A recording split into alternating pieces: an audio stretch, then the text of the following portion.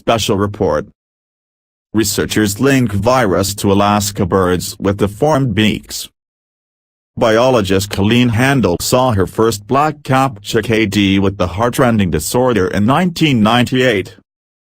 The tiny bird showed up at bird feeders in Alaska's largest city with freakishly long beaks.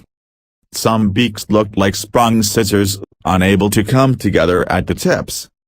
Others curved up or down like crossed sickles. Handel, a U.S. Geological Survey bird specialist, was sure the cause of avian keratin disorder would be found quickly: contaminated birdseed, a poison targeting spruce spark beetles, maybe some sort of bacterium or fungus. Years went by. She found herself losing sleep over a mysterious ailment afflicting 6.5% of south-central Alaska's black-capped chickadees and 17% of the area's northwestern crows, more than 10 times what is normally expected in a wild bird population.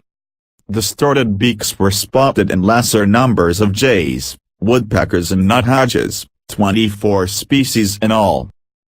18 years later, after many possible causes were ruled out, Handel and other scientists from California and Alaska who tested beaks of affected birds found a previously unknown virus in every one. "It's the strongest lead that we've got so far," Handel said. Bird beaks have inner layers of bone covered by an outer layer of keratin, the same stuff as fingernails. That disorder affects the outer layer, stimulating the keratin to grow twice as fast as normal. Cicadas look fragile but are one of the few birds to stay through cold Alaska winters. In the dead of winter, the small songbirds can lose 10% of their body weight overnight and must eat constantly during short daylight hours. Extended beaks get in the way. They can't eat enough during the daylight hours to survive overnight, because they're metabolizing the fat they put on during the day, Handel said. The other thing is that the poor little guys can't preen their feathers very well. You can imagine trying to comb your hair with a pair of 3-foot-long chopsticks. They end up with dirty, matted plumage and feathers that no longer provide insulation. They've lost their little down coats for winter, Handel said. Some don't survive. Over nearly 2 decades, researchers pursued multiple paths of research. Last year, Handel and fellow USGS researcher Carolyn Van Hemert published a study showing an environmental contaminant, organic chloride compounds, were found in affected birds. But the amount was small and there was no obvious source, such as the selenium from agricultural drainage that caused beak deformities in California or PCB and other contaminants that affected birds in Great Lakes states in the 1970s. The mysterious condition appeared only in birds 6 months or older, so it did not seem to be a birth defect.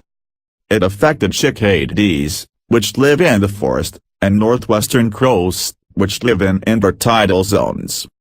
But both birds are social, so it was conceivable they could transmit disease among their species. The potential breakthrough came when researchers at the California Academy of Sciences in San Francisco offered to apply advanced DNA and RNA sequence technology to bird beak samples.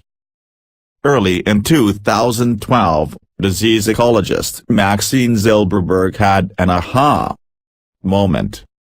She found the birds had RNA of a virus in the same family that causes the common cold and polio in humans and foot-and-mouth disease in cattle.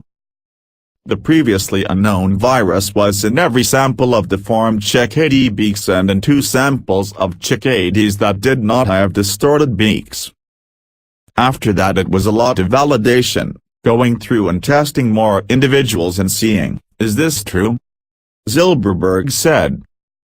Researchers are careful to say the virus, named Poicivirus after the black-capped chickadee genus, has not yet been nailed down as the cause of distorted beaks.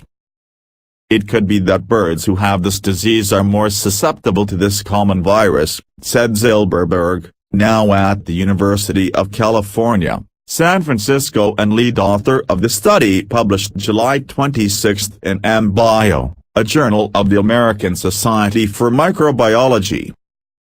To validate their findings, scientists will grow the live virus in laboratory conditions. They also will work to determine whether the virus is in other bird species and how it is being transmitted. In Britain, significant numbers of blue tits, a close relative of black-capped cicadas, have been observed with beak deformities. In all, 36 species with deformed beaks have been documented there. Now, with this genetic test, we have a way to see, do those birds have the same virus or not? Handel said. Subscribe for more.